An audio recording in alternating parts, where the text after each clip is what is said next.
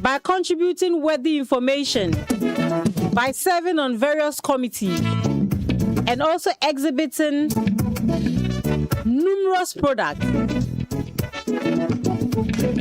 This morning, we are blessed to have 3 strong members of the AGI in studio.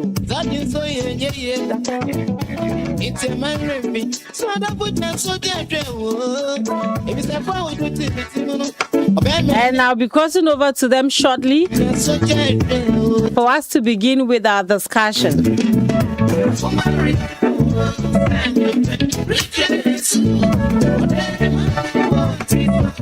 Good morning and welcome to all 3 of you. Good morning, gentlemen. Good morning, madam. Good morning, madam. How are you? All right. Okay, so let me start with the coordinator for AGI in the Upper East region. AGI has been driving the economy of this country in diverse ways. But why join Pearl? Why did you even see the need to contribute to putting together the blueprint that would direct the Upper East region in our activities in various thematic areas? Thank you so much. Good morning once again. Briefly, let me introduce the team that is here. And so my name is David Ania. I'm the regional coordinator AGI and also the CEO of Skyway Trading Enterprise. My left is so Miss Emanuela Avane of Ella Foods. And then we have Matthew Akayeti, the CEO of Heights Enterprise Limited. Once again, thank you so much for the opportunity to hear and say good morning to your cherished listeners outside there. Yes, of course. The Pearl initiative for us as AGI, we think that it is timely in the sense that, as you rightly mentioned, AGI, as the leader of the private sector, we believe that this is the way we can collectively think together to see which direction we would want to position the region as a whole. We have been behind for far too long because there have been, similar stories in other regions, and we have been told that they have been successful in whatever way that they have been, handling some of these things. And through AGI, we thought that it was very important that we also contribute our little quota in making sure that the region is positioned in such a way that at the end of the day, all of us will be happy, business will thrive, and development in the region would be at the level that all of us would be happy. And so if you look at what we did as AGI, we played an integral role as far as the planning and organization of this forum and exhibition is concerned.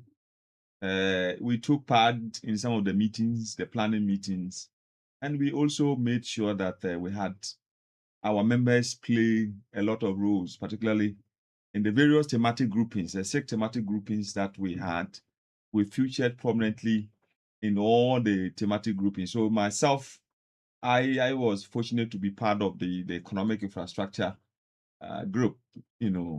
I know there are many others like Chris Akuba, Alaji Sharif, Mark Robert, Yaba, and many others, who played different roles in their various groups. And so we feel that this was the only way we can contribute our quota to the development of the region. And then also exhibit our products. As you may be aware, we had displayed quite a lot of products, and people were surprised as to whether, and people kept asking, did we produce these products in the Upper East region? Because people thought that, well, it is only services that we have in the region. They never knew that we have people who are so innovative in coming out with some of these products. And so For us, we were very happy when we heard that the Regional Coordinating Council, together with their partners, were putting up such a program.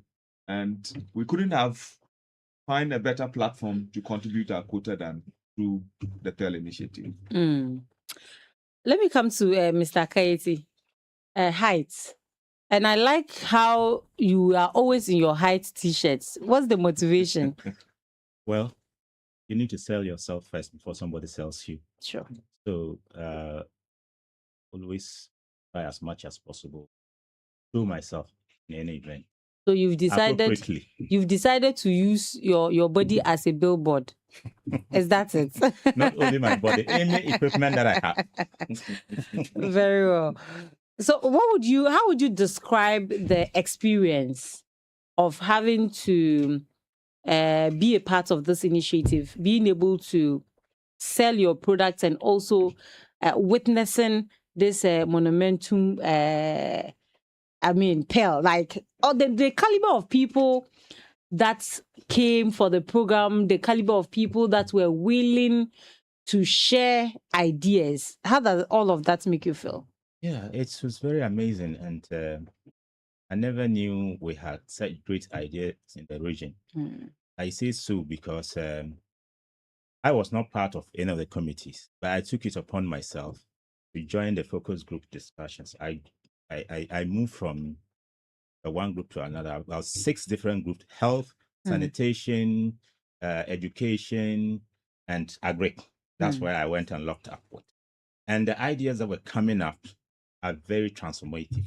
I think that if Pearl has started like 10 years ago, Walker wouldn't have been, Upper East wouldn't have been where it is today. Because those ideas that were coming out were so amazing. I believe that with our current dispensation, a government who is focused on development, if those ideas are finally refined to their final status and implemented, will see a lot of massive development here. I was an exhibitor, of course, and let me say this: when I was coming on my car, I heard you people talk about the guinea fowl stuff.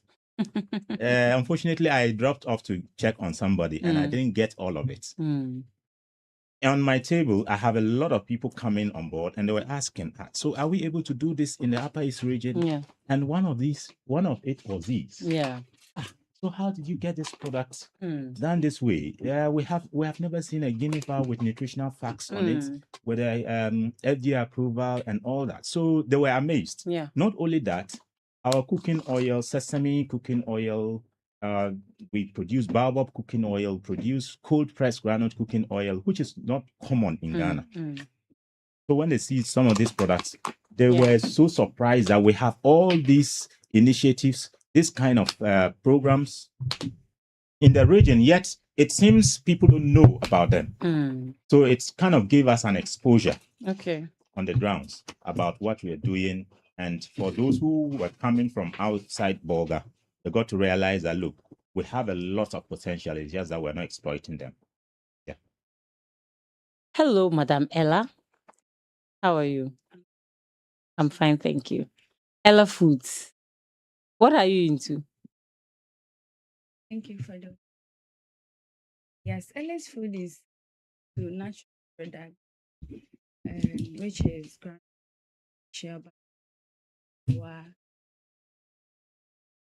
When it comes to natural seed, I have sesame seed, I have chia seed. In fact, I also have oil.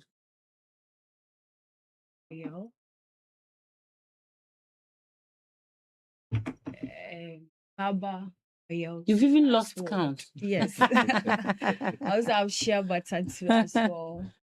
I Okay. think that's what I.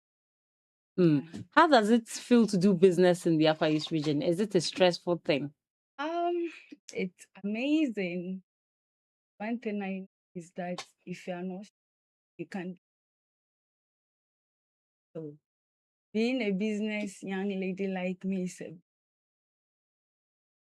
I think I started doing business. Started following my selling smoked fish. I used to roam a lot imagine from Swing to Estate here. And then I You did didn't nothing. room. Ah, Swing oh. From Swing We to slept Estate in here. markets. I used to sleep in market as well because my mom will go to the Yeji, the Okay. Tamale there to buy fish. Mm, I have to be there. mm, Whilst I was also taking care of my siblings. mm. So coming up, I'm more These days like they say we shouldn't touch the children. We should. so Don't my kid, mom you know. was into Yes. business, Yes. multitask. Yes. Yes. So I think I've You learnt taken a lot. a lot from him. You have just added value. Yes. Yes. Yes. That's nice. I think Yes, before you okay. move on, I mean, I mentioned to a friend, I told him that, oh, we have dawa tea. Mm. Yes. And then he asked me, why now you just want to kill us so fast? Mm. Rather. These were his remarks. He said, Mm. now you just want to kill us very fast. We Mm. know the men are dying so fast. So Mm. why are you introducing the dawa tea? How Mm. is it done? And I Mm. told him, look, I said, well, these products are very certified by FDA and the Mm. Ghana Standards Mm. Authority. So it's very safe to take it. Yeah. And so I think that's what this platform actually gave us the opportunity to showcase the region. Mm. And I think that if we had, just like Matthew rightly mentioned, if this activity or if this project had been, identified in years back, I'm not sure we would have been at where we are now. Because there are many products that people thought that it is simply impossible Mm. to produce them. Nobody has ever seen soybeans oil. The Yeah. thing that soybeans, we can only use soybean to produce chinchenga Mm. or kebab or to produce milk stuff. But I never knew that you can get sufficient oil and edible oil Mm. from soybeans. And so there's quite a lot. And I think that this marks the beginning. This marks the beginning. Yeah. All right. So let's go to Jafar. Jafar Seidu is in studio. Good morning, Jafar. Where have you been? Yeah, I've been around. Around as in around. I've been around. I've been from DC. My second home. Yeah. So I allow you to introduce yourself. My name is Saeed Mm. Jafar. I'm the head of business under the Ghana Enterprise. Mm.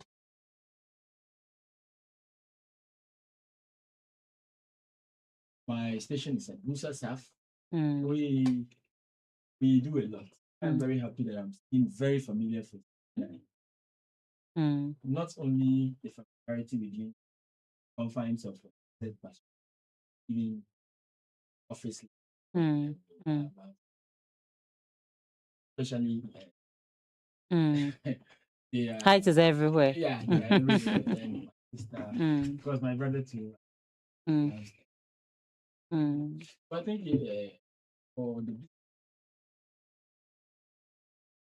Ghana Enterprise, this is one of the things.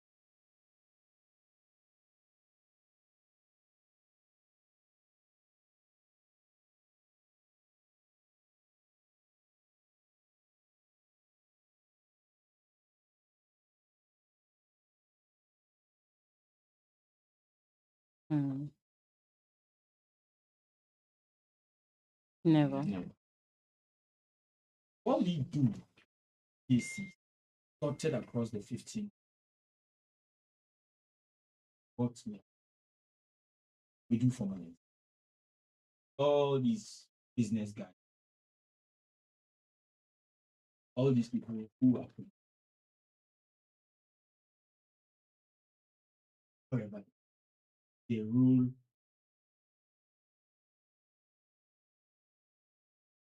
And they know what I'm talking.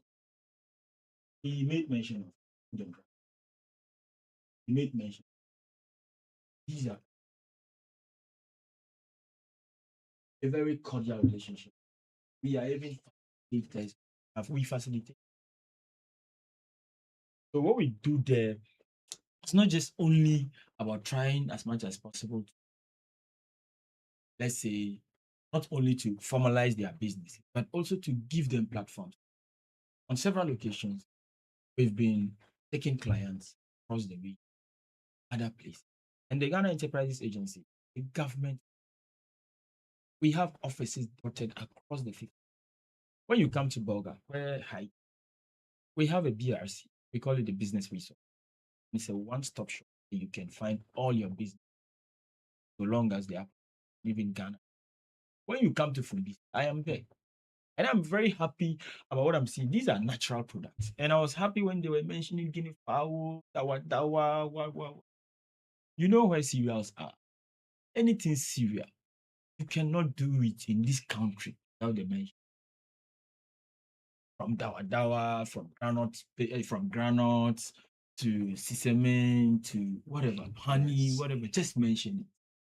So this platform has really created a connection, has bridged the gap that we didn't know existed for fun.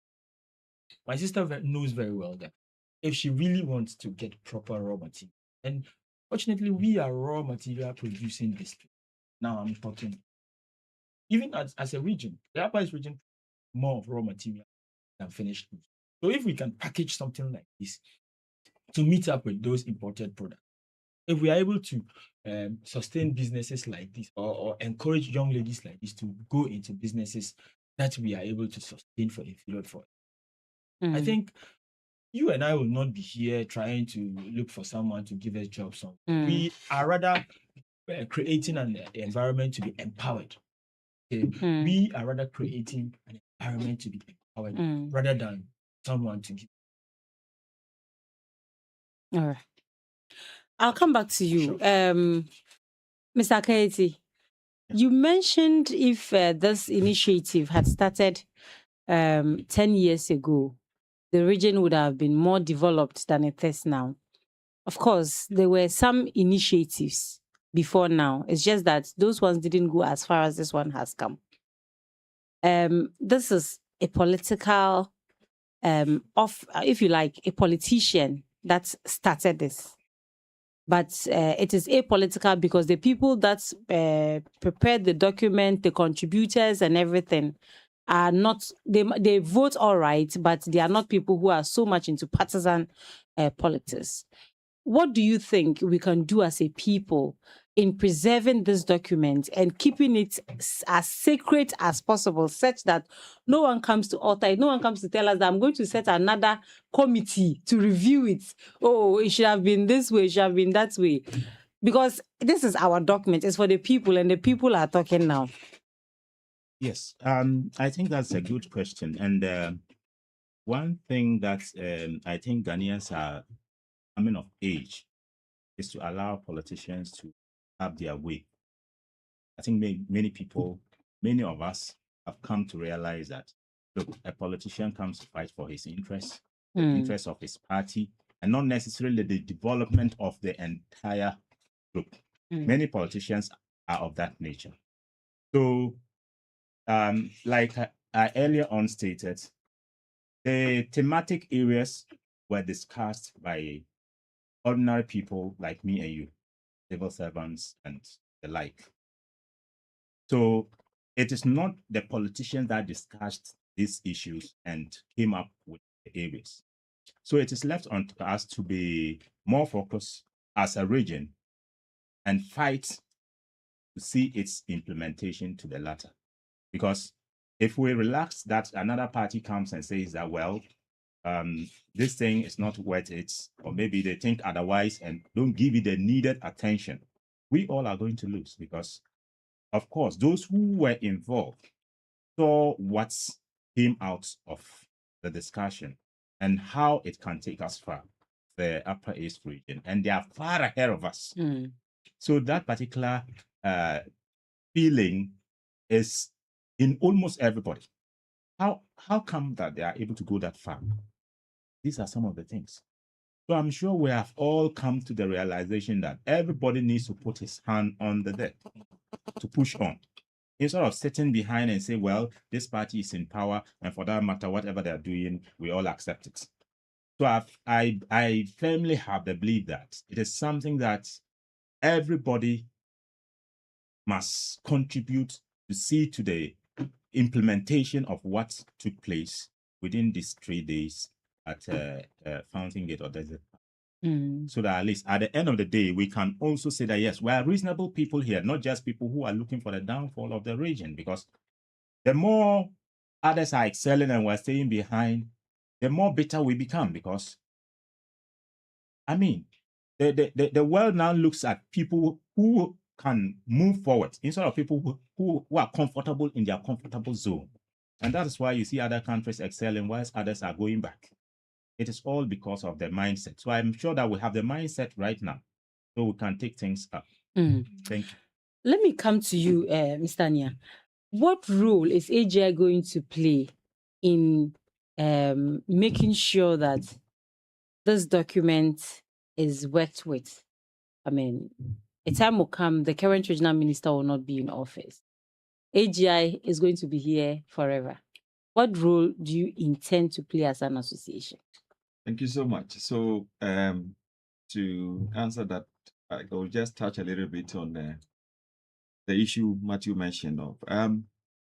If you are there, you would realize that participants who participated in this program came from different backgrounds and different political parties. So you realize that people who came there, they were not branded with party t-shirts or party colors or party paraders or whatever. Mm. People came as citizens of the Upper East region.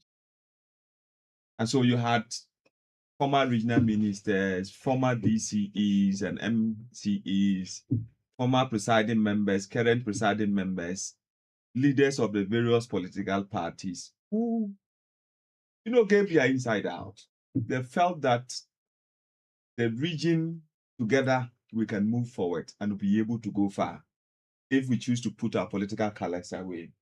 And so in the various groupings, you realize that people are not talking about what they have been able to achieve as a political party, but people were talking about what can we do as citizens, what can we do as a region to make sure that whatever we ascribe to do, whatever we intend doing to make sure that the region is developed, we go ahead to implement them without adding political colors. For AGI, everything is always business for us. I give you one of the policy initiatives or the issues that we have agreed on. I mean, for those of us who featured in the economic infrastructure, everything that we had there is business for AGI. Mm. If you look at, there was a discussion that there's a need to have a 10 kilowatts solar system established between Kaduna, Nandini, and Naga. It's going to be the private sector that is going to develop that. There's also going to be a 30 kilowatts farm, solar system farm that will produce energy and to export to our neighboring brothers and sisters in Burkina Faso. And that is going to be a business opportunity for AGI members. And so for us, we will continue to highlight the important areas that worth attention. For us, we will continue to make input into this very document. Now, let me say here that what happened at the Desert Pastures was not just the end of it. We have now up to the end of September to finalize the document, and people are still encouraged to bring in their inputs or suggestions or whatever that they think that it is worth bringing up for the attention of the leaders or the planning committee or the regional coordinating camp.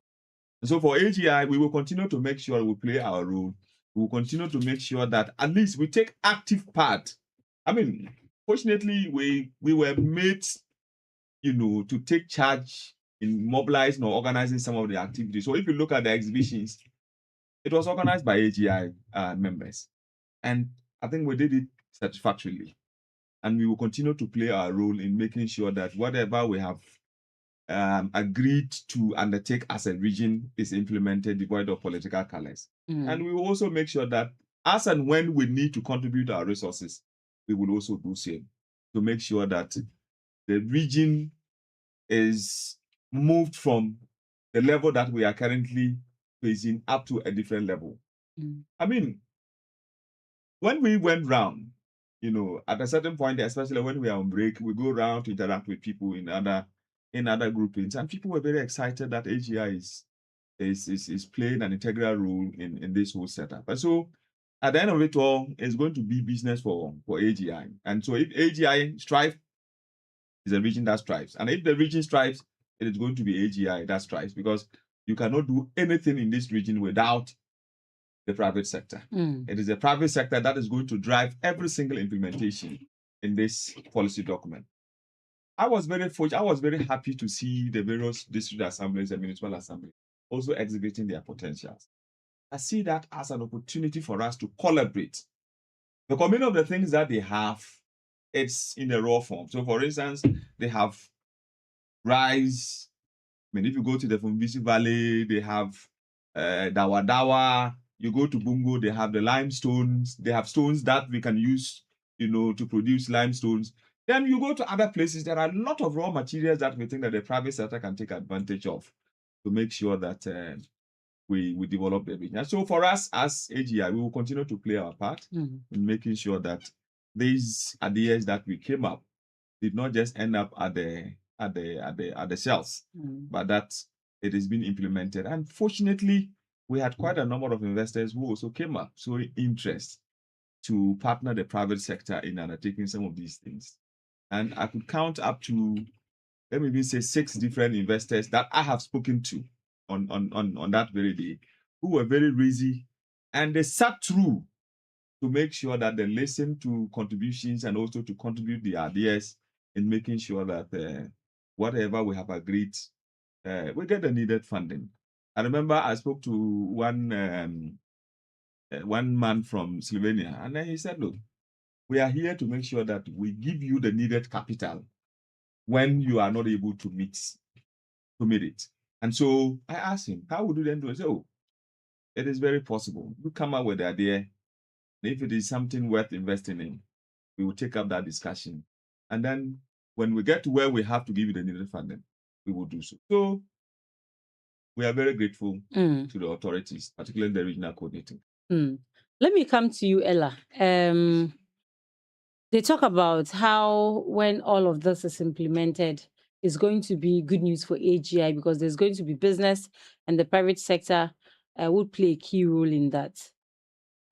We have a lot of young women out there that complain of there not being jobs. How easy or difficult is it for one to start a business? And what would be your advice to the many young women out there who are reluctant in starting one? Thank you for the.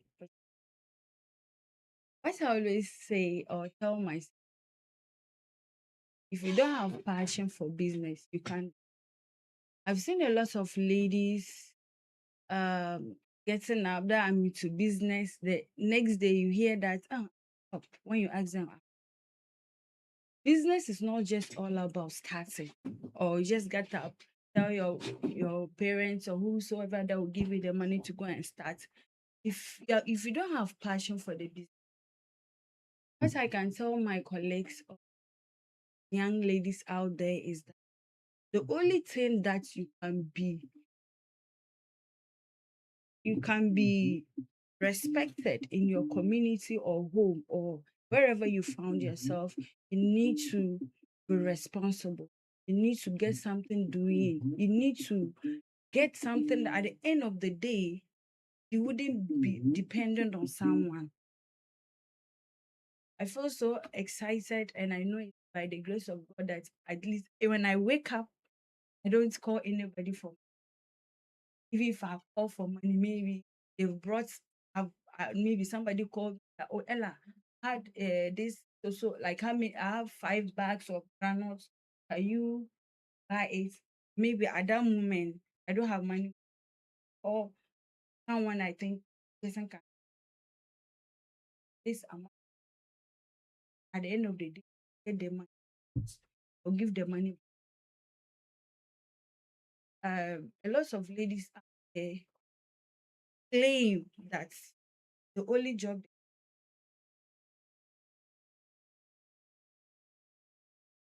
they pay. I am not perfect. I was once there, but growing up, childhood is. But growing up, I learned. Sometimes you pick a phone call a man, help me when.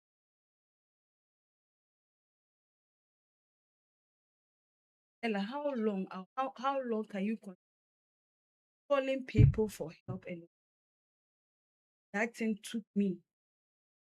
Have to do. I started. I even told you earlier that I started when I was young. So in school, I was selling pure, which selling. I did stay back. So before I even complete my HND, I planned what I'm coming to do at home because I don't want to be dependent on. That was where I started. Came and I started with online food. Others were coming. I said, okay, I want to do for masters and national service where I held the food services. I held the food. I was selling food. I said, okay, let me hold that one for now. Then I started the granule paste. Business were going on. Then added that I urge our kid with men cannot provide what we. Your family members cannot provide what I urge them.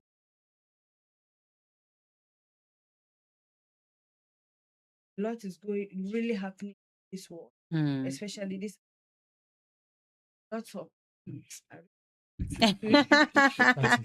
yes, like you wake up, Okay. you see a lady Yes. doing this, the way you know you have hands, you have Yes. passion, you can do Yes, something for yourself. yes, I get you. Yeah. And I'm sure those listening also get you. Please let's Stay on Pearl. let's do our best. You see, there's a story I saw where somebody they asked a young girl what she wants to do in future, and she said she wants to marry a rich man. Wow. Wow. I want to be rich. Oh. You don't want to be rich yourself. Yeah, I want to be rich. Okay. Then I'll marry a rich Um, man too. We are talking Upper East, and I just realized you are wearing Invest in Busa South. Oh, that's great. Sure. That's great. We'll talk about that later. Okay. But the Upper East in general, yes, we are talking development, but for the region to develop, we need to build the human resource of this region. And the human resource building must start from the strong ones to the weak, because for those who are already they are in their 50s and the rest, they are aging. So we need to invest in the young ones, the 19, 20, 30, thereabouts. You'd realize that drug usage and also the unwillingness to learn anything that has to do with a vocation or a technical skill is very serious in this region. I don't know, everybody wants to wear suit and tie. And we are not so far from a time where majority of those people are going to be out of business. AI is doing majority of the work for us now. The only thing AI will not be able to do is be a carpenter. As for that one, AI they can try, but AI can never be a carpenter. Maybe it can give you a machine that will help you do it fast, but it can never be a mason. AI can never be a painter. You will be there to guide the machine to do the painting. How do we reorient our young people, and at what stage do we start? Because we are really losing grips of them. Okay. So to start with, I think there's the need for us to organize series of, including online and on radio and on ground, mindset shifts for our young people. Not only within the business sector, but even at the school level. When they are at the junior high school, when they are at the secondary or the SHS level, when they are at the techniques there, when they are at the technical universities, when they are at the mainstream and traditional universities, there is the need for us to capitalize on this course that is being run. And then what we have, a mindset shift. You can be who you want to be, no matter where you are. Sometimes it's the misconception or it's how you conceive it. You and I know, growing up in the neighborhood, you know how very tough things are. Why are we not doing drugs? You had all the, look at where you are. Look at where I am. We are surrounded by almost everywhere where you are. You have every liberty. But why are we not into it? It is about the mind shift. It is about the person. The society, yes, but you, the individual. how ready are you to either follow or not follow those who are into it? So certainly, I think it's a problem of the mindset. And like you rightly mentioned, we need to start from the junior high school levels, the senior high school level. Then we will be able to escalate it to tertiary level, where we will be able to, before you come out, you really know what you want to come out. I'm not waiting for the next application to come and say they are looking for police. Then about 10,000 or 100,000 forms are sold. At the end of the day, only 100 people. And even with the 100 people, you don't need to you don't need to know someone, but someone needs to know you. Mm. You don't wait to say, I am looking for a job to become a business advisor because I've done marketing and communication at the technical university, or I've done political science. But no, that is not exactly what we are. What exactly would you be able to do when you come out? Mm. These are the sort of things that we should be looking at. These are the areas that you as AGI, me as someone who works within the Ghana Enterprise, someone within as a member of the Association of Small Scale, someone who works normally as a normal, how are we able to galvanize the efforts to put up the pieces that we have to ensure that the Upper East region becomes the center when it comes to, in fact, it is even the most endowed region, if you ask me. Even to the human resource, ask of those who are doing well. Majority or even most of them, they are northerners. Go to the engineering services, go to the mines, go to where, even within the political space. If you come to Upper East region, go to wherever sector that you want to do. You will find out that no, people really thought. But as to how we are able to practicalize our thinking problem, that is where the gap is. So I see it more of a mindset shift training that we need to. It's going to be a conversational, not a confrontational, but this thing that you are doing. What do you think? Do you think that when we're doing this, it will be better? Then it becomes intentional. It's going to be something intentional, and we are going to have a very serious conversation. Mm. Their likes, her likes, and his likes, and myself, you have been on the airwaves, not today. People want to, if they hear your, some know your voice, but they don't know you. This is who, but they know you. They hear the voice, they know the voice. Can we count the number of awards that you have received anytime we organize GJ Awards? No. You are willing to pull people up. Where are they? You are willing to groom a lot of humu. Where are they? Not that they are not capable, they are.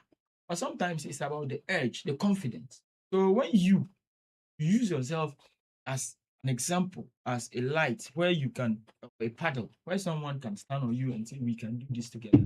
You're also into business. You're an entrepreneur. You have an array of businesses like the Upper East. These and many more. So let's start the conversation. I am very happy that you are talking about draft. As for the issue of the draft, it's something that you and I will have to face on.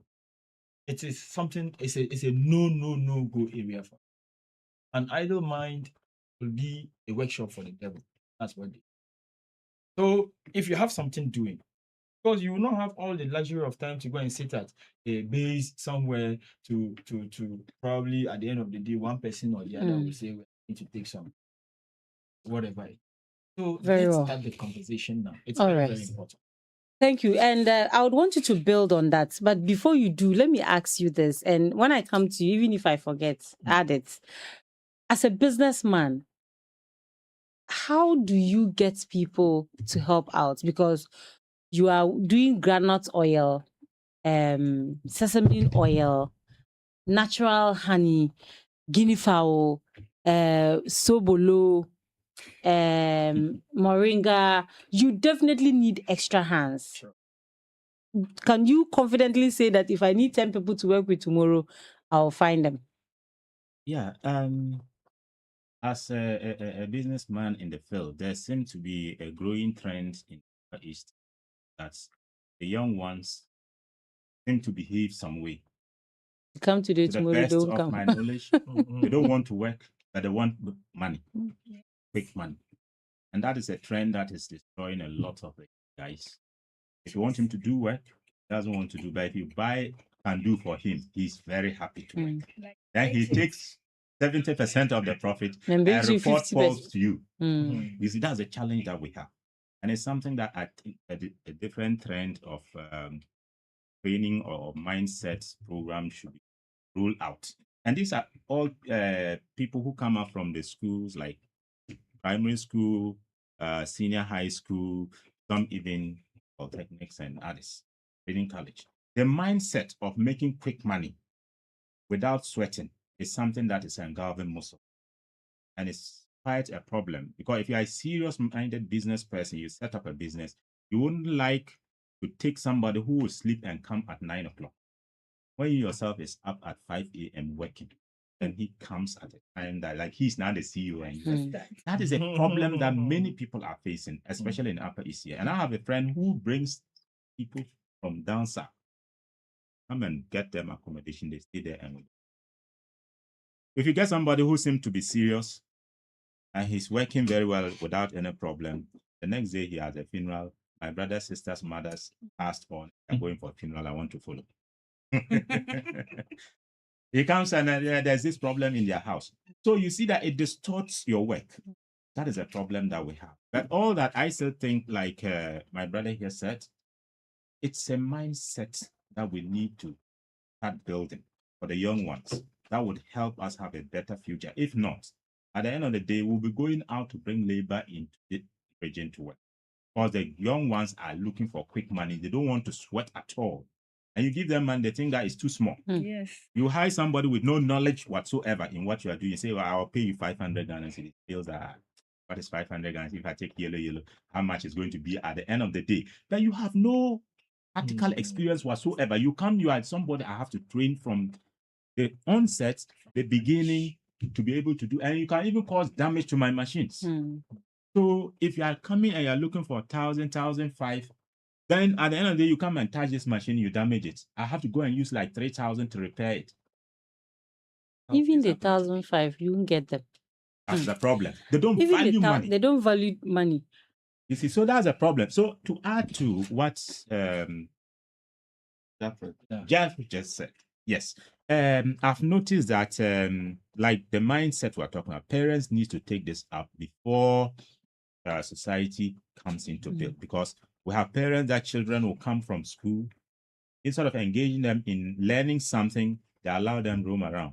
Sometimes they'll even say they are sending them for extra classes. For me, I somehow have a problem with that, because how many graduates does our institution pass out every year? With all those graduates, where are they going to find a job? If they have the mentality that, oh, I need to get money without working. So you see that we'll end up having scammers on our streets who are not ready to do anything. And aside that, they'll be creating more problems to us. So I think that if parents comes to the realization that your young person, your young daughter or son who is in JSS 1 or 2, find him a mechanical shop, an electrician shop, so that when he comes from school, he should go there. Instead of sitting in the house waiting for you, maybe you're also engaged somewhere, then the child is loitering around, waiting till the evening he eats and go to sleep. Let him engage himself on something. When he comes from school, he should go and learn and trade. In the evening when he comes, make time, let him study and go and sleep. But if you allow him to roam around, that's where the devil workshop begins to work. And these are the things that makes them feel like, oh, if you are working and you don't get enough money, it's useless. But you can't get enough money without experience. Experience is what drives money. So if you come with the right experience, I'm ready to pay you any amount that you think will keep you produce value for me. But without experience, why am I giving you so much money? Thank you. In the last, I think, 1 or 2 weeks, we've engaged quite a number of people in the area of this PEL to solicit for suggestions even before the launch and during the launch and all of that. We've had to talk to former ministers, ambassadors, DCs, and all of that.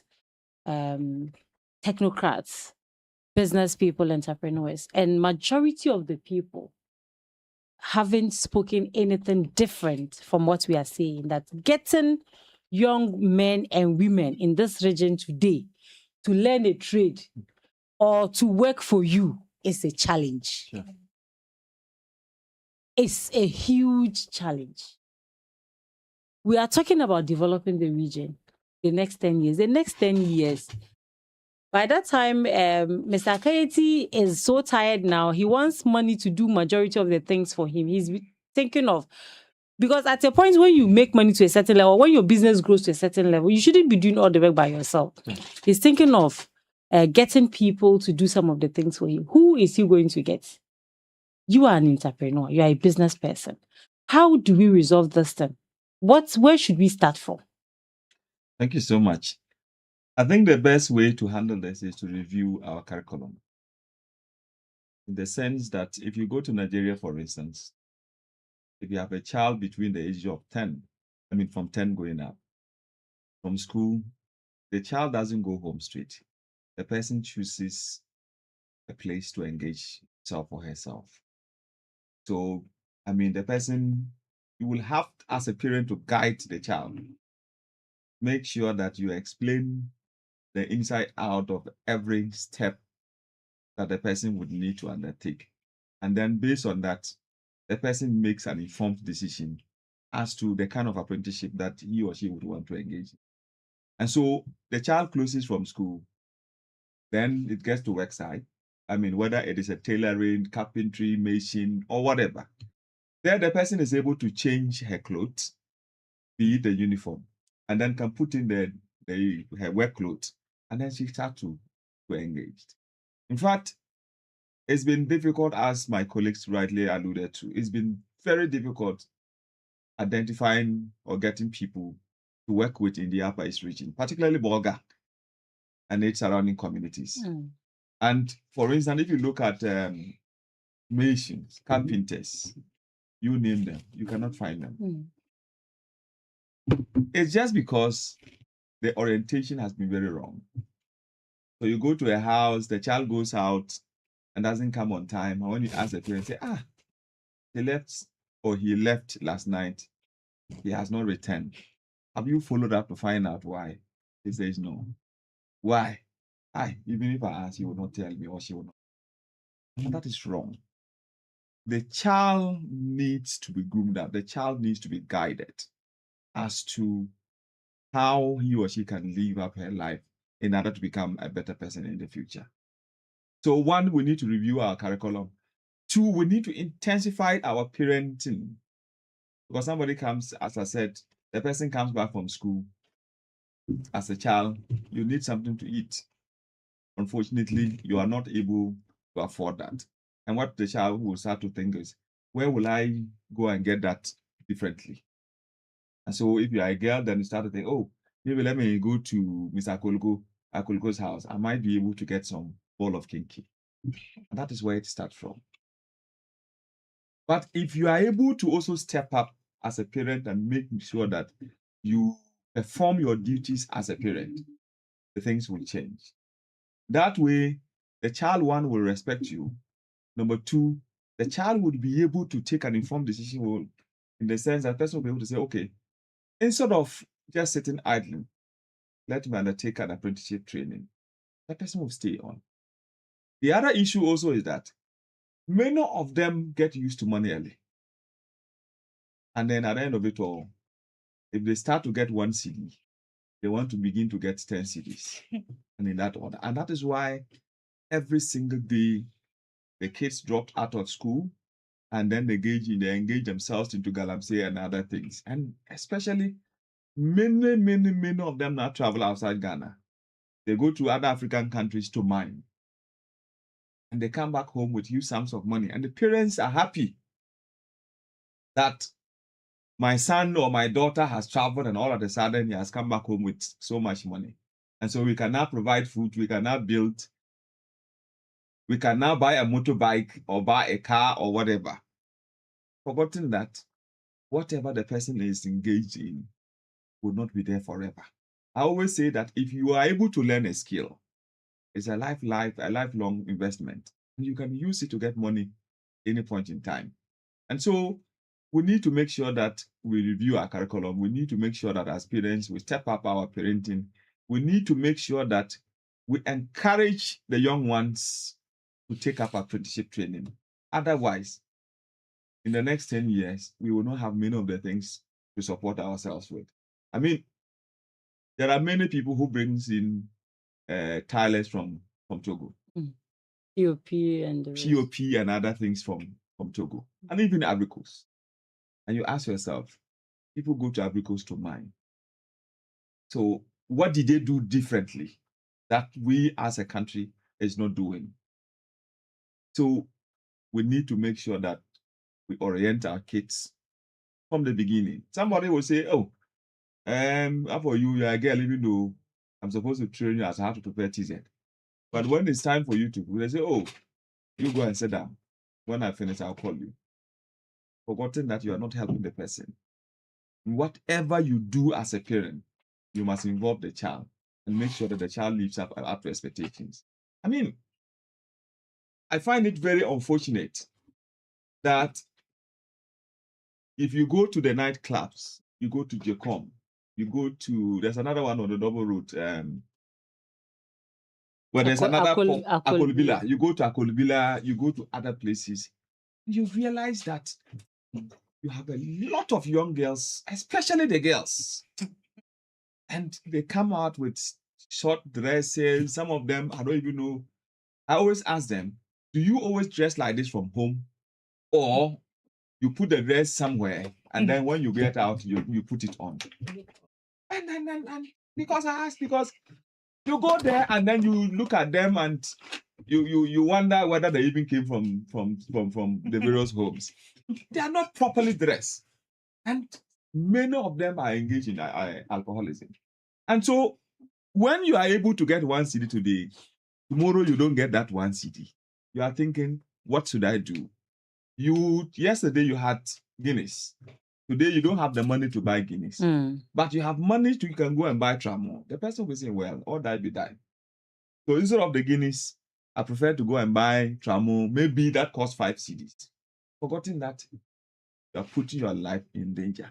I have seen just last week, glue. Somebody added super glue into water. Drank it. You see? Huh? Super glue.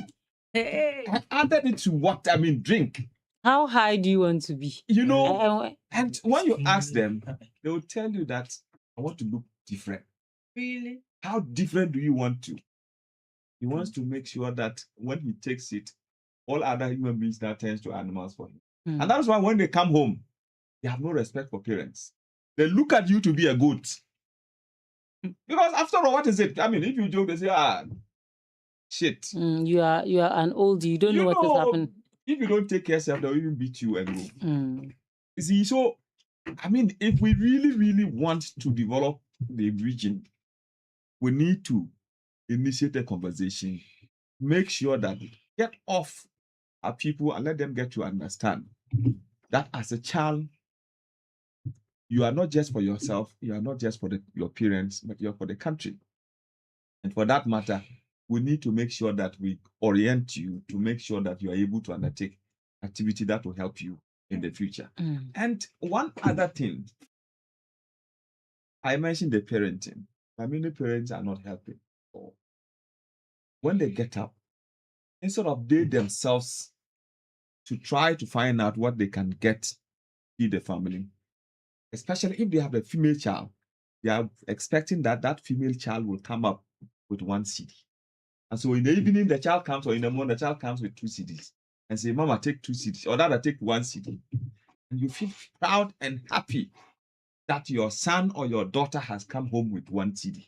And you do not even ask where he got that money from. And so it is that alone is an endorsement that whatever or wherever that person got the money from, you are pleased with it. And therefore, the person can go back there to hustle to get that money. And before you realize, the Upper East, the child is down. Yeah, the Upper East region is not a region that is isolated. It belongs to a country called Ghana. Majority of these rules and the policies and the laws binds all of us. Curriculums are not designed at regional level. It comes from the national level. What can we do differently? Not throwing entirely away everything that comes from the national level, but what special arrangements can we have as a region to be able to enhance the learning of some of these skills? Now, we are talking about technical and vocational skills. We are talking about Pearl. How do we build our own workshops, our own training? I mean, we have technical schools in this region who do not even have proper workshops. People are learning carpentry and masonry. They can't form a chair, table and chair. What do we do? And so you, Jafar, what do you think we should do? For me, I think to be very, very honest with you, I want to continue from where my brother ended in regards to, you see, when you go to the Bolga Polytechnic, where I completed the Bolga Tanga Polytechnic. No, me, you completed Technical University. But I completed Polytechnic. So, but yeah, me look la no situma the berry. Sure. Okay, do you know that's their motto. That's the motto of our school. That me look la no situma the berry. So to it, knowledge with a combination of your hands is the future. Yeah. But we are removing the new instituma and then concentrating on this book. For me, give me the opportunity. I can talk from now to tomorrow morning. I will not get tired. But give me a phone to be able to fidget with it and whatever, or I'll open this thing and do something technical with it. Trust me, you will beat me hands down. It is not my area. So I have, from day one, identified and have identified. But I see something happening at Bolga Central Technical University. Sorry. Technical Institute. Bolga Central Technical Institute. Yeah. Okay. Yeah. I drive along. I see the tutors bring the students out there with bricks. You're and the mortar. second person to mention this. Bricks and mortar. And you just see them. They are laying bricks. They are straightening the line. Just like the way you call your mason to come to your site and they will do. That's what they are doing there. So I want to encourage them to do 30-70. 30% of the classroom and do even 70% of what they are doing there. That is where the last time somebody mentioned that we saw them molding blocks. I saw them. I was driving along. I think on 2 different occasions. I was going to Fumbisi. I saw them. They need a bigger space. Not only a space do they need. You don't really need a bigger space. You need a bigger mind. Okay. Because if it is a space, they can go and say they want to build. No, I say that because I'm not sure it's only masonry they are teaching, carpentry, and they need to form. Even with the mason, there are times they will have to dig foundation and build. This is what they do. If they come to Aquabulk, you have a site. They will come and say, okay, we want to use our students to build your fence. They will go to AGI's office. They want to use their students probably to cast a pillar. Okay. They want to use their students for this. So they don't need any bigger space. What they need is bigger opportunities where people will someone will say, why will I give it to them? They at the end of the day waste my cement. No. They won't. They have a tutor there. So when you and I continue giving opportunities to young chaps like this is where the future starts. For me, you and I, you know very well that when it comes to issues of technicalities, we are it's a no go area for us. And so if you have identified our strength, and you identify that this is what this young lady can be able to support, no matter how minute you're, less support. And again, the parenting. Me, I'm a tailor. If you give me clothes, I'll do for you. Trust me, if I cut it and put it down, it will take me the next month to. I don't do it. Not sit on this my bottom. I want to do. No. So because of that, my younger brothers, younger sisters, they have taken over. One is a teacher. He's always looking for an opportunity like this. He won't go to work. You'll get money. You'll get money. And he does well. One of my sisters in Zongo, she's doing fantastic. So why don't you know that Mr. Akayeti, do you know that I think that is the reorientation and we all have a part to play. Let us sit our children down once in a while and do the maths for them. Okay. So even a mason what do you call it? Those who makes the mortar. How do you call them? Laborers. That's how they call them. Some of them take 120 and 150. The masons take 150 or so. I don't know. 150. 150. Mason takes 200. 200. Yes. So let's do the math for our children once in a while. Tell them that a mason takes 150. That's a mason who doesn't have work and decides to go to another person's Just to site. help. A Mason don't take 150. It's 200 cities. I mean, those who go to other people's sites to Yes, help, not yes. the masons that have their. Bade people is 200. Bade people 200. So do the math for them. And some of these Bade people, sometimes they start at 9. Yeah. And by 5, they are washing their trowel and those They are things. close. Let's do the math for the children. That the mason takes 200, but that's even a mason who goes to somebody's site too. In 10 days, he has 2,000. Yeah. Yes. In a month, even if you don't work on Sundays, 6,000. you have about 5,000 How many something. public sector It's- workers take And tell them that teachers take this amount. Nurses take this amount. Not to say that teaching is not a good job, No, it but is. maybe we make them feel that, oh, these are menial collar jobs. jobs. These jobs don't pay so much. They are unattractive and all of that. Let them know that when a mechanic changes your oil, this is how much the mechanic takes. When you begin creating this mental picture, it gives them a fair idea of what to do when they grow up. But we let them know, everybody, when you grow up, I want you to be a doctor. I want you to be, and we are forcing careers on our children. I want you to be this. I want you to be that. And they grow with that mindset that they want to be this.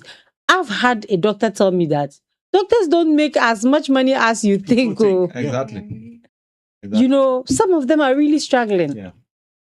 And doctors will tell you that, look, we don't make that much You see, as you think we do. there are- It's just there- the prestige yeah, that comes with being a doctor, and okay, I have a son or a daughter who is who's a the doctor. Yeah. So we need to begin now. We need to. People Mr. want to Kaiti. dress neat.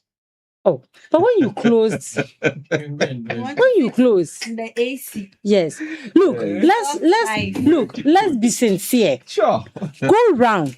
Okay, majority of the houses we see around, most of them are for artisans. Yes. And we have teachers, nurses, whatever, renting them.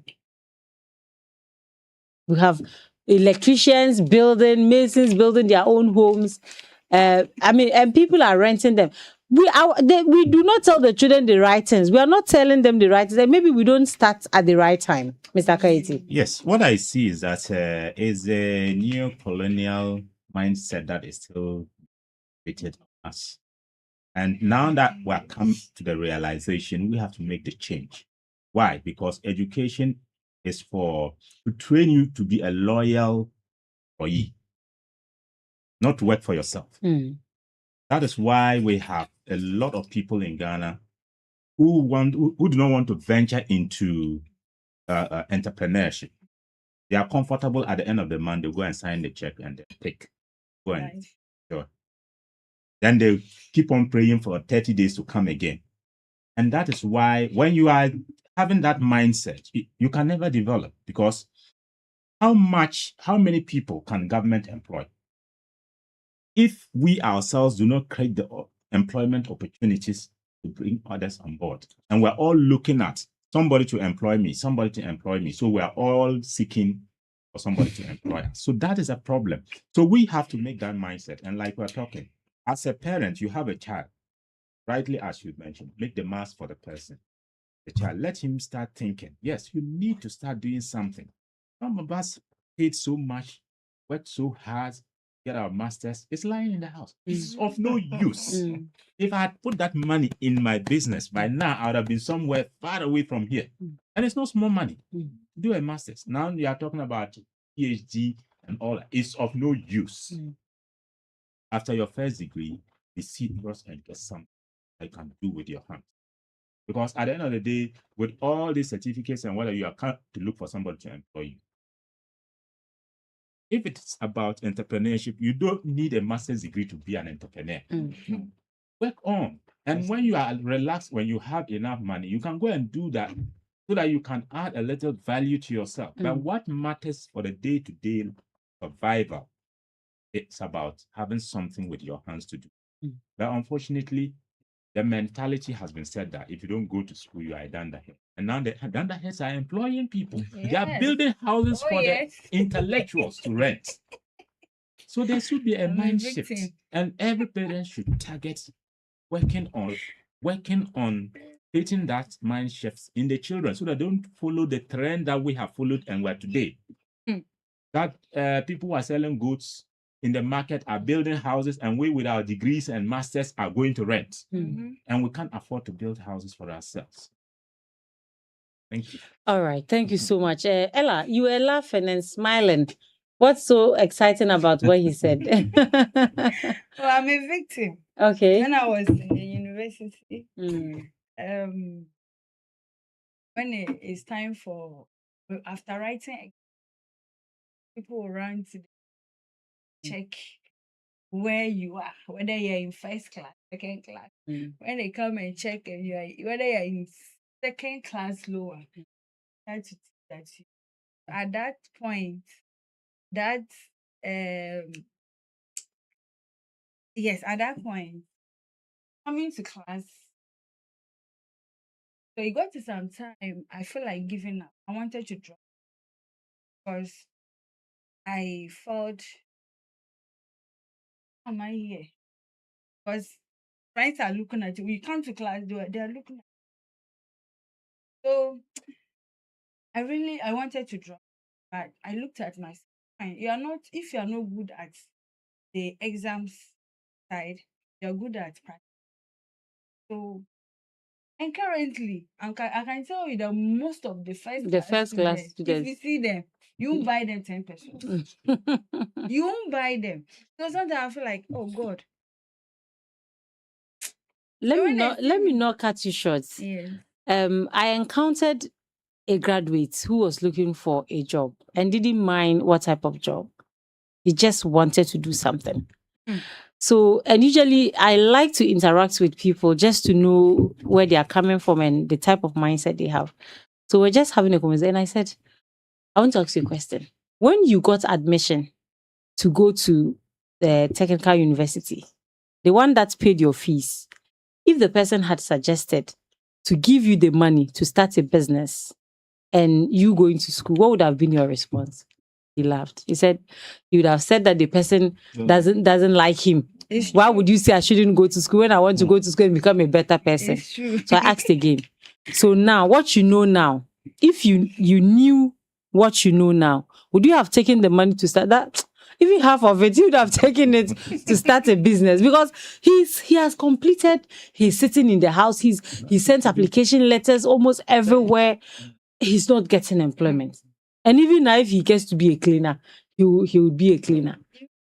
What kind of educational system are we practicing? Is it that our leaders do not know, or they just don't want to do something about it? They are overwhelmed with the numbers. Okay. And number two, our parents don't do their own work well. Mm. And because of that, the kids go to school and choose wrong courses. So instead of you to undertake a technical course, you want to read journalism. Okay. You want to do business administration. Mm. Who needs to establish? You want to go and read music? Yes. So you want to go and read music. You can imagine. You want to go and read music. And I have somebody. Dondology and the rest. I have somebody who said, "Oh, I have encouraged my son to undertake a different course." And he says, he wants to read. And he's wondering what the music would fetch him. And I said, well, it depends. Probably that may be his talent. So sit down with the child and then you will get to understand. So many a times when we are choosing courses at the various universities or at the tertiary level, we do it alone. We don't ask, we don't consult. And I think that is wrong. If we really want to succeed and we are ready and we want to do it better, for me, I think that let's begin to speak to our kids. Let's begin to consult others. Let's take the child into consideration. You have lived with the child for so many years up to that level. At the point that he or she is now going to the university or technical university or whichever level, you know what the child is. You know what she is good at. And so based on her strength, you are able to identify the appropriate course for that person. At the end, the person comes, oh, I've seen something like that. Yenini, I've seen Madam Mm. Umu on radio. I've heard of Manasseh Azure going around, carrying out investigation and other things. That may not be your talent. Mm. But it's because you have seen others do it and they do it excellently. You think that you want to also get involved. At the end of the day, you are not able to do it. You also think that government is not doing enough to help the system. Just like he rightly mentioned, you go to the Bokatanga Central Technical Institute, they do a lot of the practical arts. What happens if the child completes from school? The person goes back home. I'm from Binaba. I go back to Binaba. I'm staying at Binaba. Nobody is making use of my knowledge. I have the skill. What should I do? And so that is where people sometimes, because they are not making use of the knowledge and the experience that the person has had, the person probably thinks and say, well, let me diversify. There's an opportunity for me to go into the pit and bring out stones to go and grind and get my few plates in order to sell. Why not take advantage of it? Then the person goes in there without considering the health hazards. So parents have a bigger responsibility. Mm. Government, when I say government, I am referring to both the central government, the regional coordinating council, the district assemblies, as well as sector agencies. Mm. If you look at Ghana Enterprise Agency, I mean, fantastic ideas. Previously, they had a lot of support they give to artisans. Ask yourself, how much of that money goes to the right people? Mm. What has come of it? We need to also move away with the over-politicization of national issues. Ghana Enterprise Agency launched a program. If you are not a member of the ruling party, you have no access, you cannot benefit. Even if you have the right ideas, if you have good ideas, nobody buys into it. Just for the fact that because you have never worn a party t-shirt or their party t-shirt, you are not qualified. Is that an example or a clear example? It's a clear example. I've seen it. Oh, come on. I have seen. Look, let me tell you. Let me give you an example. No, there are many people who pick. Hold on. Hold on. Let's stay on Pearl. My brother. Maybe we can have a friendly conversation. I don't know because I have the experience. Can you let him land? Ghana Enterprise. You please no. Ghana Enterprises Agency is a state-owned institution.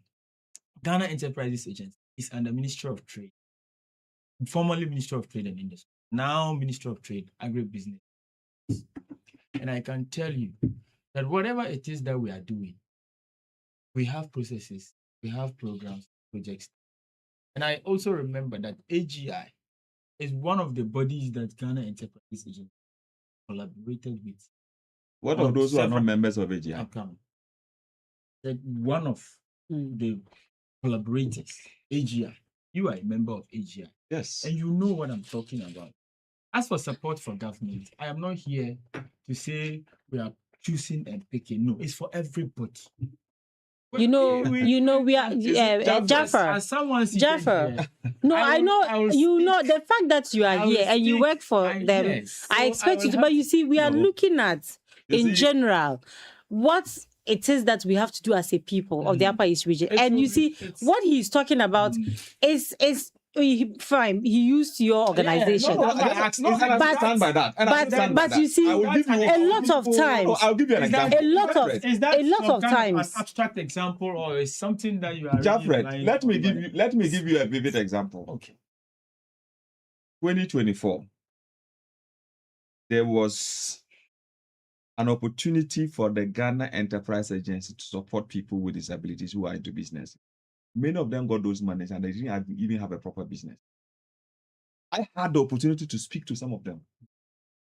They got the money and the money was never put into the purpose in which they requested the money for. So is that the problem of GEA? I'm saying that it is not GEA per se. That's why I said over-politicization. You are sitting down there, problem. And then the minister calls you and tells you that, Jafred, this ABCD has put in an application. Make sure you support the person. You cannot say you will not support the person. And where will you sit? If they're on DCE, if there's an opportunity for you to pick 10 people in your district, and it happens that the DC calls you and tells you that, oh, this person has applied, check if his application is there, process it. You at that point would not be able to put your knowledge to bear because you would want to satisfy your DC. So you see that you understand? That's where the So just a moment. I have seen it. There have been so many opportunities. I'll give you another example. Let's stay here. That's one. You see, this is a very clear platform, and we are online for us to be able to clear certain misconceptions and myths. There is no application. I don't want us. Look, there is Jaffer. no application process that the GEA brings up, whether past or in the future or even present, that we intentionally use forms.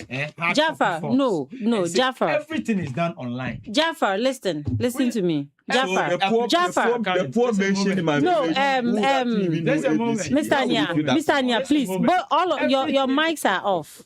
Listen to me, gentlemen. Yes, we'll have this conversation. Gentlemen, yes. See, we are here talking about innovative ways of growing the Upper East region. It has become crucial. Look, it has become very crucial at this moment that we cannot politicize anything that has to do with the development of this region. And we all have to hold Pearl with our two hands, embrace it, and work with it. We are just looking at the challenges that we are confronted with. Exactly. And we are looking at how we can distinguish us, even though we belong to the country Ghana, free education has come. You see, this issue of children not wanting to learn apprenticeship, free education is a contributing factor. There were all of them in the past. Garbage in, garbage out. Yes. Is that not the politics? Look, we have children in the secondary school that cannot write sentences. They cannot put a full sentence together. Some of them cannot even spell their names, we are told, by teachers in secondary schools. But they've been, posted to those schools. In the past, not to say that those who learn apprenticeship are dunderheads or are supposed to be. In the past, some of these children will stay back home. And now, you might not be good academically, but be good when it comes to sewing. Be good when it comes to doing other things. But now they are not even afforded the opportunity to even try the other things. They are forced to go through. Is it not politics? Somebody said that she got a grade 46.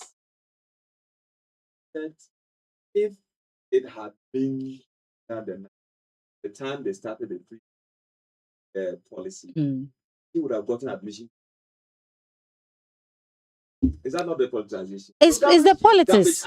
So the politics actually plays a role. But we are now looking at what we can do differently because you cannot go and build a new school. If you build a new school, it has to be accepted by the government and GS and all of that. But as a region, we can build our own workshop and say that if the schools do not have enough equipment in the area of training the children, they can come there and learn. People build community ICT centers and schools go there to practice and all of that. What is there? Go to the schools. So Jaffer, I'm not saying that you people do not help. If you go outside, but politics. Community ICT center there. What is there? It's empty. Go to Gambia. There's an ICT center there. What is there? It's empty. Go to the opposite the High Court here. Volga here. There's an ICT center. Doctor, but this is a venture that people are using to make a lot of.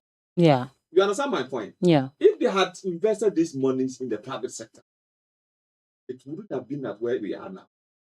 Even, renting out those facilities in the private sector. But Jaffa, even with this same discussion that we're talking about, do you know that it can be possible, it's highly possible that another political party will come, okay? Another minister will come and tell you that the committee that put together this Pearl document are not, the people that constituted the committees do not have what it takes to determine how this region should go, and that they are going to review it, or they are going to put together a new document altogether. Do you know that it is possible? Sure. So we are now praying that doesn't happen. That is what we want all of us to put our hands on deck.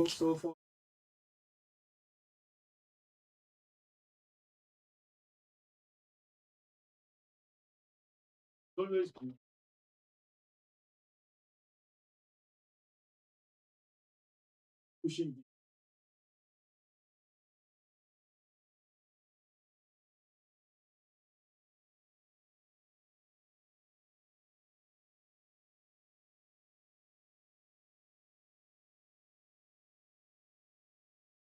Mm.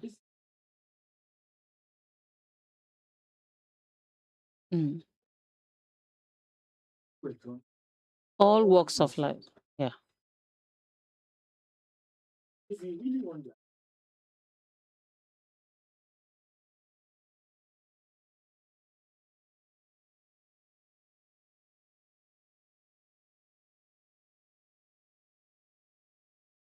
don't even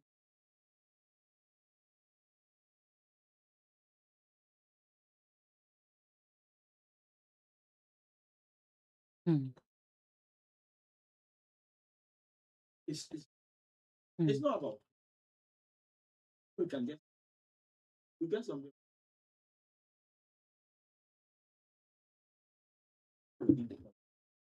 Mm. So that's why you should long as Is concerned.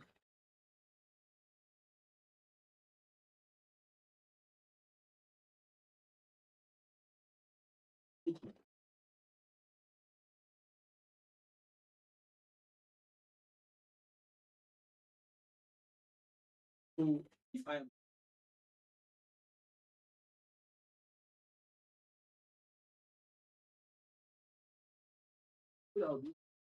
some even bring money, they come to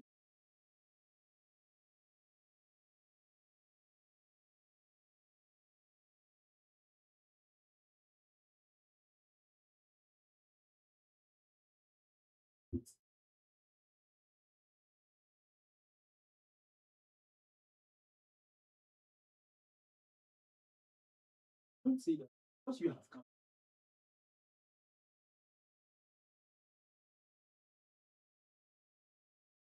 Human.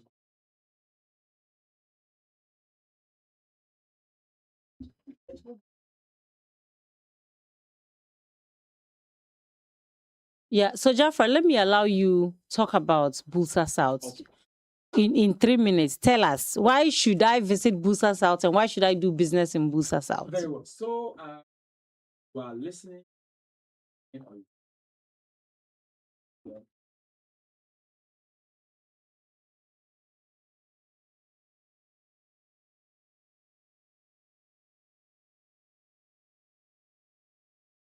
This is it. See all these products that right from all the raw material, one way or the other. So if you are someone who wants to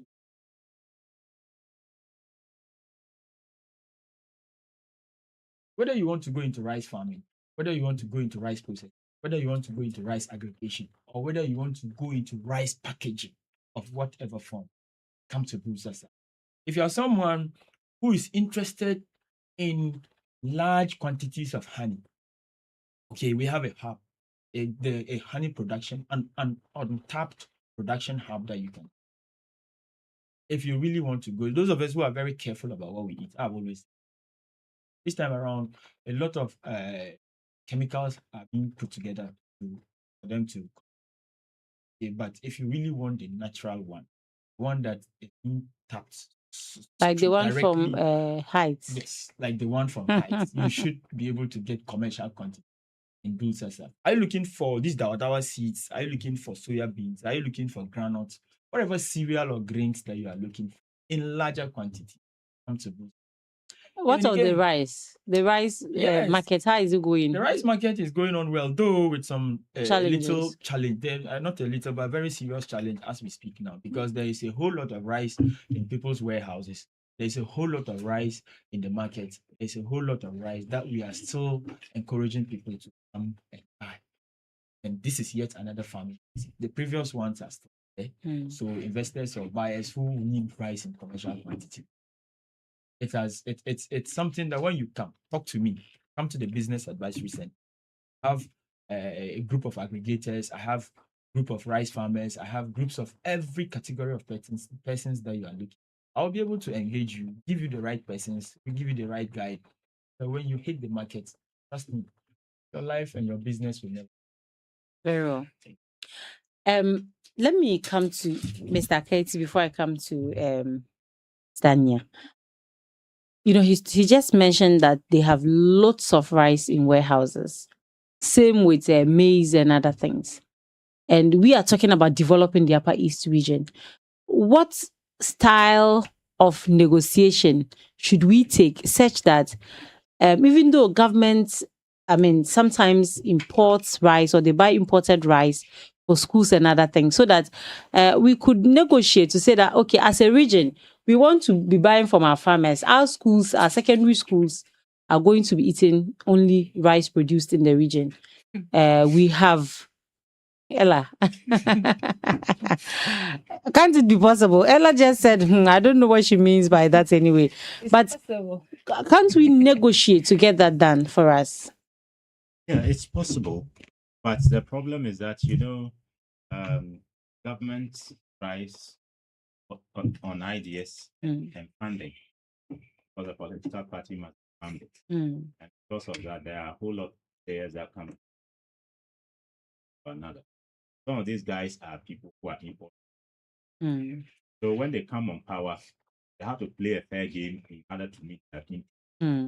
So that is why sometimes we have the problem. For instance, this year, as I speak, farmers are crying. Like you just said, there is a huge foodstuffs locked up, can't get the market. And I'm even wondering. I have 300 bags of maize. I'm wondering whether this rainy season. I'm wondering whether this rainy season people will be able to farm. And if you don't take time, we'll have farming next year. Oh, they are farming. Because the old stocks are still stuck there. It's just that they won't farm in large quantities like. Why? Because there seems to be a lot of imports into this country because of the lowering of the exchange rate. The stabilization of the exchange rate. Because of that, the importers have taken advantage of that. Import a lot of stuff into the region. So in the production or manufacturing industry, all experience serious challenge in that they are unable to sell. For instance, myself, I'm unable to sell. The farmers are unable to sell their produce, all that because if you look at importation, it's much cheaper than production. Because in the advanced countries, they use GMO and produce a lot of it. So they produce it in large quantities. They're looking for a market to dump. So you import and you come. For instance, I entered a supermarket and I asked a liter of oil 35. I wonder how you're going to put this economy 35 Ghana cedis. It's imported. So how will I compete with my oil? So that's a problem. So it's possible, but I think politicians need to have our political leaders need to have the heart of the nation, their mind, whatever they are doing. Because as much as trying to favor those guys that have supported you to come to power, you should also look at closing certain gaps or putting sanctions on certain products that are produced in the country so that the local economy can strive. Or if you open it all around and people are beginning to hoard products from outside into the country, they are killing the local economy. Because if I can't produce, why am I employing people for?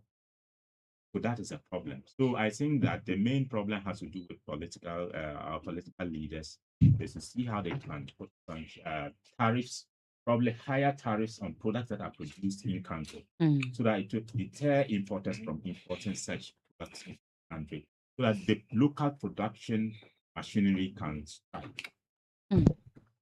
Mr. Nia, Yes. you are a farmer and you still have maize. Then I have to come for some because it's 300 bags. I have to come for some. Yesterday, I went to buy corn dough and I said I wanted 20 of this. And the lady said, oh, okay, I just brought some fresh one. Are you using it today? I said, yes, okay. but I want to keep some in the fridge. Okay, I brought fresh one. I'll give you 10 of this, 10 of that. So I was pressing my phone. When she gave the thing to me, the way it was heavy, I said, hey, 20 cities are giving me 30 like this. Yeah. Because it was not like that in the past. Well, when there's abundance of food, it makes life easier. People are able to afford, and families don't complain and all of that. But hey, the farmers are complaining. A lot. Cost of production is very high. Yeah. Fertilizer, Yara Activa is 465 Ghana cedis. Wow. You need 3 of it to go through per acre. You need chemicals, you need labor, and you need a seed. So put this together.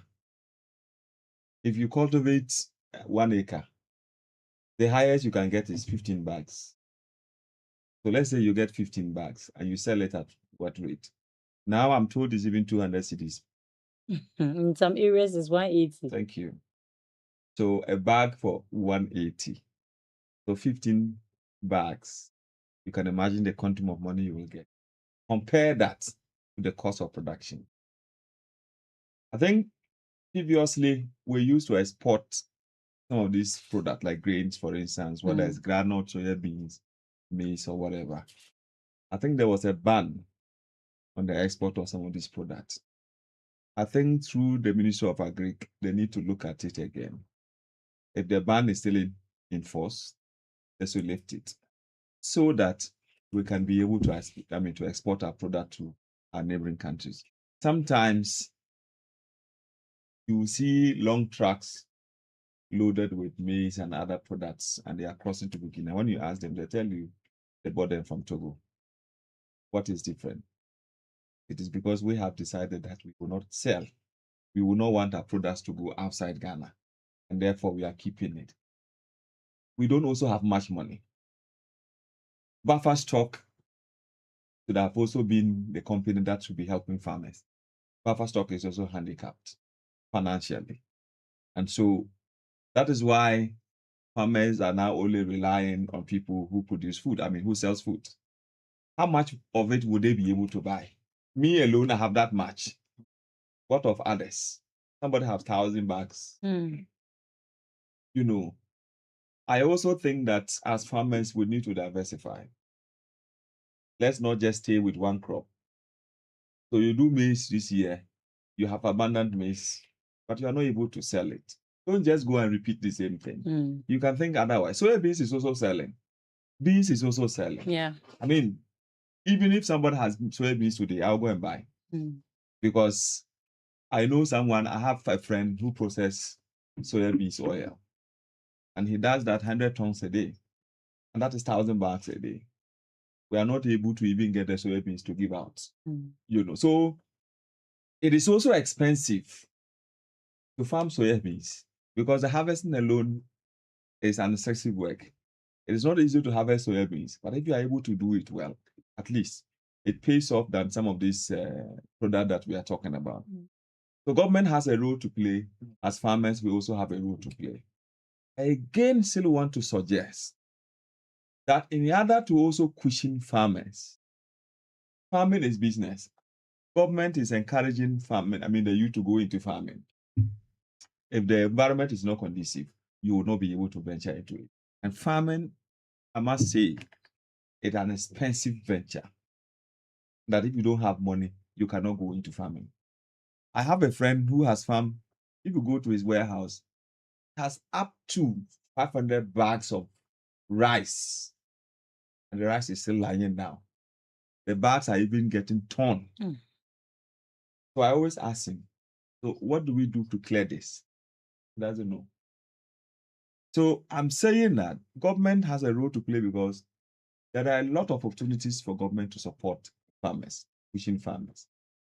They came up with this, what do they call it? This national apprenticeship program. No, not the apprenticeship program. There's another package that they said they were going to support Ajumaura. Is it Ajumaura or some program like that? That they train people that they were going to support them with capital to venture into entrepreneurship. How transparent is that program? Can I put in my application? Where will I go to get the information if I want to put in my application? How much can I access? The poor farmer who sits in Binduri and he doesn't know how to read and write. Where can he get or she get information so far as that program is concerned? We need to come out with deliberate policies and programs that will support the farmer to thrive. I mean, successive government has implemented this subsidized fertilizer thing, but this time it's not forthcoming. And I'm just looking at my time, but there's this question I want to ask. Don't you think that we've gotten here because of how expensive fertilizer is and also how comfortable we've become with the usage of fertilizer? At what point did we get here? Because it used not to be like this. Now every farmer is talking about fertilizer. Why? Why not organic farming? But I think that it is easy to just sit and then when they go and buy your fertilizer and start applying. Organic fertilizer, organic, for instance, manure, you need to put in a lot of efforts. You know, it is not okay for us to continue to use fertilizer. But then it is also difficult for you to be able to prepare organic manure in order to apply on your farm. I mean, you in my village, especially now that the lands are so used to the fertilizer. Yes, I'm sure you will need more of yes, the in my organic. village, my father will go around to pick the cow down from different places and gather it at one place. And then in the rainy season, then we can go and broadcast it on our farm. How many people are ready to do the kind of sacrifice he was doing? And so that's why people think that, well, it is much easier to go and buy fertilizer. And you get more yield. And you get more yield than to wait and go through the traditional method of gathering cow downs and other things in order to be able to get the manure. But I think that as time goes on, we will not be able to get the kind of yield if we continue to use fertilizer. We need to find other ways of making sure that we get manure instead of just using this fertilizer. Even though it's difficult, but we still have to do it. And I know with the right investment, we'll be able to scale through. All right. Okay, so we are about ending, but I'll come back to all of you and give you 2 minutes each. Mr. Akayetie, in conclusion, Pearl has come, it's been launched. They are still putting the document together. I'm told suggestions are still welcome, right? Yeah. And how do you get those suggestions? Oh, you can walk into the Regional Coordinating Council, particularly just ask anybody you find around there, especially at the reception. If you go to the reception and say you want to speak to the planning committee or the planning unit or any other officer on Pearl, you will be directed as to where to go. All right. Yeah. Thank you. Is that crazy? Yes, I wanted to add a little about the use of synthetic chemicals in our farms. I am somebody who practiced organic farming, and though I didn't company, Heights Enterprise works with over 2,000 women farmers across Upper East and Northeast regions, and all these people are trained to use organic fertilizer and stuff for growing the crops that we are processing. So we have found a way to kind of do away with the synthetic chemicals. Why? Because synthetic chemicals destroy the soil, and that gives you lower yields over time. Immediately you get good harvests. Yeah. But at the end of the day, you suffer more. You need fertilizer. more. So you keep on. It's like an addictive kind of thing. Yeah. Because once you apply these chemicals on the ground, it goes to kill the microorganisms in the soil. And the microorganisms contribute a lot to the plant growth because they create holes in the soil that oxygen is able to go in. I mean, carbon, all that. It helps the plant to grow well. So if you apply the chemicals, all those things dies off. Now, it is only the chemical nutrients that the plant depends on. So your subsequent planting season, you need to add more. Where's the money to keep on adding more? So it is better we all try to see how best we can revert to organic farming by using the raw materials that are on the ground. And also now we also have other organic fertilizers in the system that helps in plant growth. We have quite a number of them. However, it is difficult to promote them because The synthetic chemicals have so much money. It's a huge industry of its own. So they have enough money to market themselves to the extent that the organics don't have. So they are there. However, it all has to do with marketing. And if you don't have enough money, So if we can't want your market. products, See, where can we? Anywhere you are, we deliver nationwide. You can go online, just type Heights Enterprise. Google will bring all our information. We have a shop around the old Bolga Naba Palace, in between NIB and Apex Bank, Florges Enterprise. That's where we are. We also are at our facility at Yorogo, where we supply. If you call us on 0554 601250, we have cold pressed groundnut cooking oil, which is somehow, many people don't know that you can extract oil from the groundnut seed direct without passing it through fire. We have been able to do it. And this meets international standards. If you look at it, it's produced according to the Ecological Organic Standards of Ghana and approved by PGS. The same with sesame oil. We have As I am certain, all I'm waiting is for us to finish so that I can buy the groundnut oil and go and prepare jollof. You enjoy it. What of the guinea fowl? Yes. No, I don't want guinea fowl. I have a lot of guinea fowls. It's the groundnut oil I want. Yes. To go and do the Wadawa jollof this afternoon. Kalala. So we have Sobolo powder. Sometimes these are good for health conscious people, and as every human being, you should be health conscious. If you are not health conscious, you spend that money in treating yourself. Yeah. And treatment is more expensive than just getting the right products to consume. So we have Sobolo powder. You just drop it in water. If you want to add sugar or sweetener, you are fine to go. We have natural honey here. This is wild honey. So those who have been currently, we have a lot of people adding chemicals to honey, and many people are now afraid to consume Why so? honey. Unfortunately, we can't go on and on. But why are people adding chemicals to honey? Why? Honey too. That's the problem. Jafar. So we can close because we are far behind time. Okay, that's fine. So for me, I would want to encourage each and everyone, whether you are an entrepreneur or whether you are an investor, willing and ready to invest, the best place for you to come is the Upper East region. If you are someone who is willing to grow your business, or you are willing to take your business to the next step with all the necessities or the enabling environment that you would be able to succeed, or you are willing to succeed within, the Upper East region is where you are.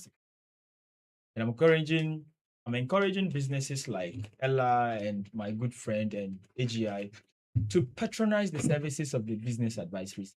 They are dotted across the region or even the country, whichever district you are. If you are in Boku, there is a BAC there. If you are in Garu, there is a BAC there. Aga have a BAC dotted across. So please go there, ask the right questions. You have a whole lot of information that you get from BACs. So if you are an entrepreneur listening to me, whether you are within the country or outside the country, best place for you to do all your investment Upper East region. And I can assure you that Brussels are ready for you. If you are going to invest in apiculture, it's a harvesting of honeys and Brussels are. If you are also going into livestock, Brussels are. Let's get interactive. My number is 0244-38269. 0244-38. Let's get interactive. Let's see how we're able to push ourselves. The bigger picture is. Thank you very well. Thank you so much. I like that. The bigger picture. Ella. Yes. Ella Foods. Hey, what will I buy from Ella? I'll definitely buy something from you. Okay. Ella, what are your final words? What do you want to tell the people of the Upper East, especially our women, our young women? Hey, Ella.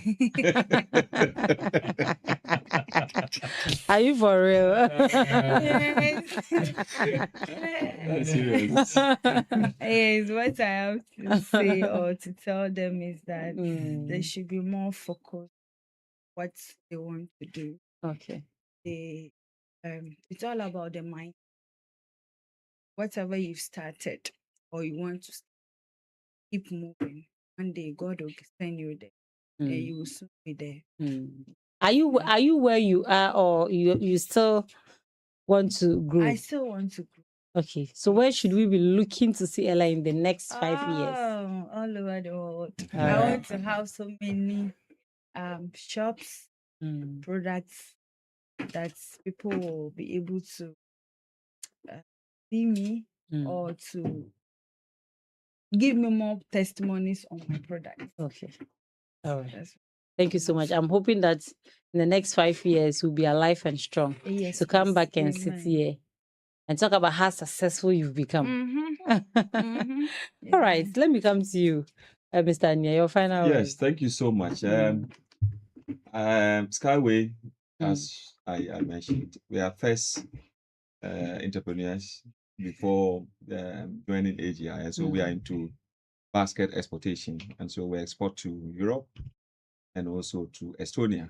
Currently, we used to have an outlet in New York, but we had some tax issues, and so that place is closed. And so particularly we export to Denmark, we export to Sweden and Germany as well as Estonia. We are also into agriculture, as I mentioned, not just maize, but we are also into sorghum and soya beans. We are also into what do you call it, pitches of soya beans, and so we buy soya beans in large quantity. So if you have soya beans, we can easily buy from you. For AGI, we think that AGI forms an integral part when it comes to the development of our region. And so I would want to encourage businesses who have not joined AGI yet to come up. Together, we can do a lot. Together, we can travel far. Together, we would be able to advocate for policies that can benefit the private sector. Together, we would be able to bring in the necessary investment that can cushion our various businesses. And so you can easily reach out to me on 0206442307 or call on any of our members, and you will be directed as to what to do in joining AGI. We have quite a lot of programs that people are taking advantage of. Very soon, we are also going to do another exhibition, and when that time is due, we'll come and discuss.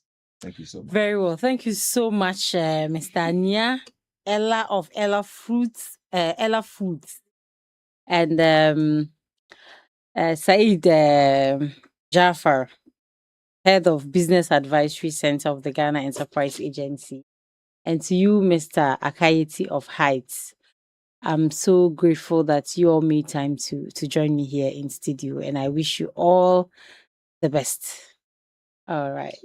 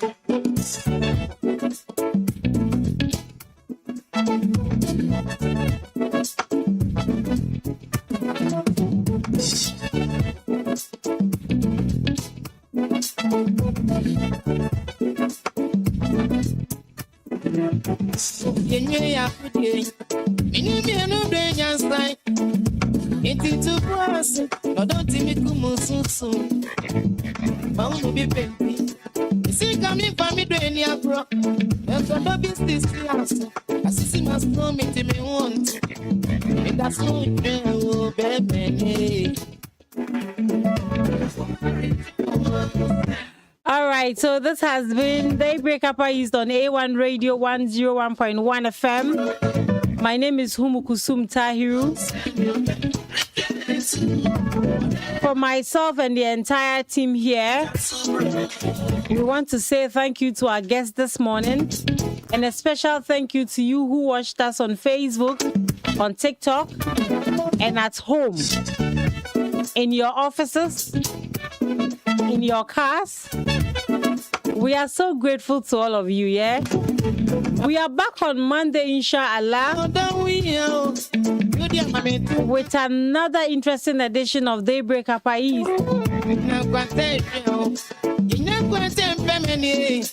So my name is Humukusum Tahiru. Show ably produced by Moses Abarapia. Brakalala Visuals Manager. It makes it possible for us to come to you live on Facebook and on YouTube. If you haven't subscribed to our YouTube channel yet, please do.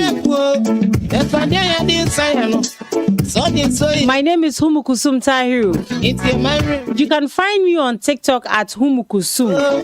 Please go on and give me a follow. Have a blessed day and enjoy the rest of our programs here.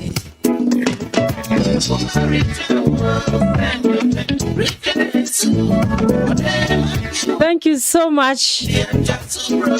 And it's a bye from myself and the entire team. Yes, but before I go, we will be having an exclusive interview this evening with lawyer Anthony Namo, President of the Ghana Bar Association in the Upper East Region, and also Chairman of the New Patriotic Party, Regional Chairman. It's 5 p.m. Please make a date.